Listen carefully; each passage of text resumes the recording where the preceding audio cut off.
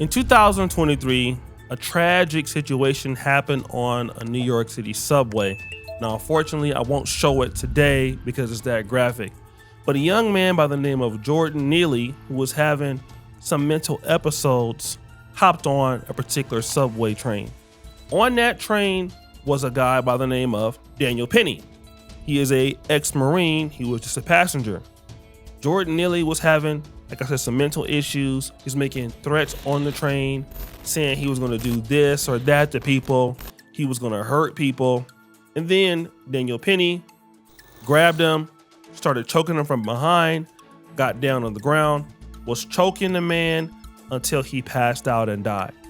So he went to jail for murder. And then in the last 48 hours, he was found not guilty of that crime.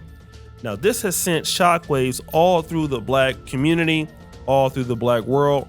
A lot of brothers and sisters believe that Mr. Daniel Penny is a racist, that he should have got life in prison. Then you have other people with different opinions. The Daniel Penny situation reveals exactly what's wrong with our approach to racism in America, woke culture, and identity politics. For those of you who haven't been following, Daniel Penny is a white former Marine who had an altercation with a homeless black man named Jordan Neely. Jordan Neely had a history of being arrested and was diagnosed with schizophrenia. One day, they were both on a New York City subway. In a moment of desperation and frustration, Daniel Penny expressed that he was tired of being homeless, tired of being hungry, ready to serve life in prison, and ready to die. In addition to that, he said, "Someone is going to die today." After saying that, he threw his jacket on the floor, and other people on the train started to feel unsafe. Daniel Penny decided to step in and restrain Jordan Neely until the authorities could intervene. And he wasn't the only one who tried to restrain him. Another person of color named Eric Gonzalez tried to restrain him too. Unfortunately, due primarily to the chokehold, Jordan Neely ended up passing away. And it's also worth noting that he did have drugs in his system at the time. Now, rather than people looking at this through the lens of safety and a schizophrenic homeless man who said that someone is going to die today, needing to be restrained, movements like Black Lives Matter have managed to turn this into a racial issue. And they're claiming that the reason why this happened is because Jordan Neely is a black man. Now, as a black man, I want to give you some perspective. A few years ago, I was in a park in Santa Monica, California, when a white homeless man harangued me and called me the N-word and threatened to for 10 minutes. Now, fortunately, I was not trapped on a train with him and he kept his distance. However, I felt extremely unsafe. And the reason I felt unsafe was not because he was calling me the N-word, but because he was threatening to kill me. And herein lies the problem. Rather than focusing on the fact that this was a homeless man on the streets of a democratically run city that is so poorly run that we keep on spending money on homelessness while not actually resolving the issue, somehow we all get distracted and get gaslit into thinking that this is primarily an issue about race rather than safety. And what that leads politicians to do is continue to pander to us and play identity politics with their policies because they know that rather than focusing on their ineptitude and the fact that they're allowing homelessness to run rampant, instead we're going to allow ourselves to be distracted and view everything through a racial lens. Now, here's the thing.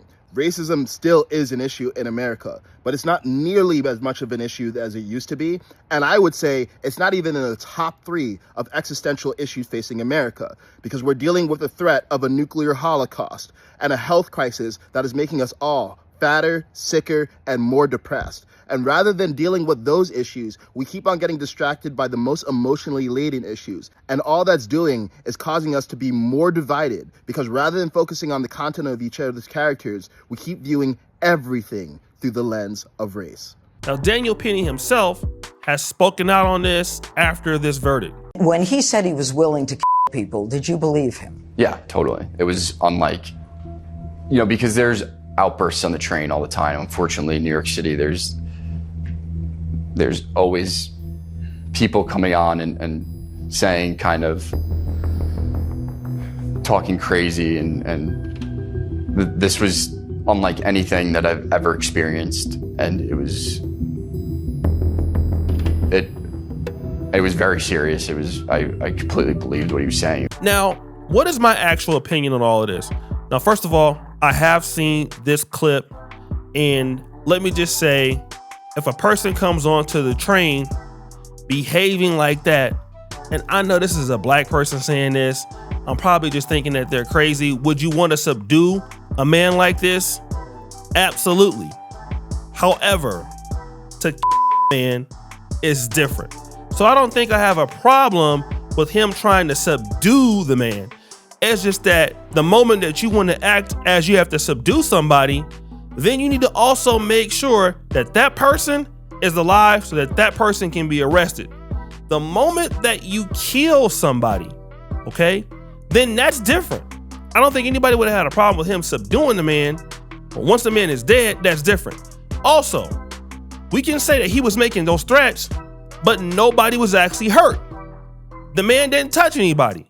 The man was just yelling belligerently. He didn't hit anybody. He didn't kick anybody. He didn't attack anybody. That's another perspective. If he would have went and started attacking people and pulled out a knife, that would be different. He was just making threats. He could have been going through a mental episode. All right. So I honestly feel that on one hand, I can see the guy was trying to make, situations safe for the passengers. But on the other hand, he acted too swiftly and it was murder. Okay. At least he should have got manslaughter. But what does this teach you? Especially if you're a black man and you have problems or if you have mental health episodes or issues, it is so important that black men of all ages understand that nobody will have sympathy on you. I believe if Jordan Neely was another race or even, orientation, if you will, this would have been different.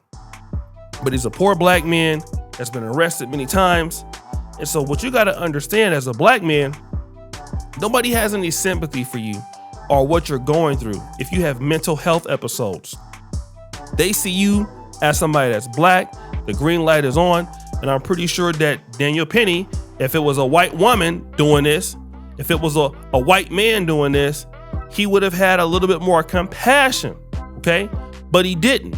And black men got to understand that whenever you come across people, the police, random white people, and people who just don't have a lot of sympathy for black people, you got to understand, man, that if it comes to taking your life and them going to trial for it, they'll risk taking your life. A lot of people will roll the dice on that. I won't. I'm not going to try to, subdue somebody till they die. But hey, they'll roll the dice on it. And that could be you.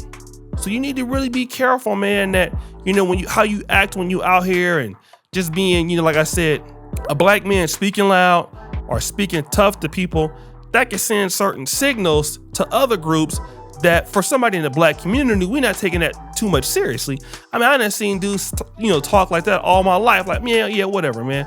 Just, go ahead. But that's how we are as black people. We understand that, man, you just tripping. But other people don't look at it like that. So we need to educate not only ourselves, but our young men, especially in the black community. Even if you guys are arguing with someone, somebody could take it there and want to assault you or want to hurt you because you're a so-called threat. And again, this is what people can do and what they will do, believing that they can get off. So please protect yourself. My condolences to the Jordan Neely's family, for sure. All right, so guys, what do you think? It's your boy O'Shea Duke Jackson back with another episode of Fair Use. I'm out.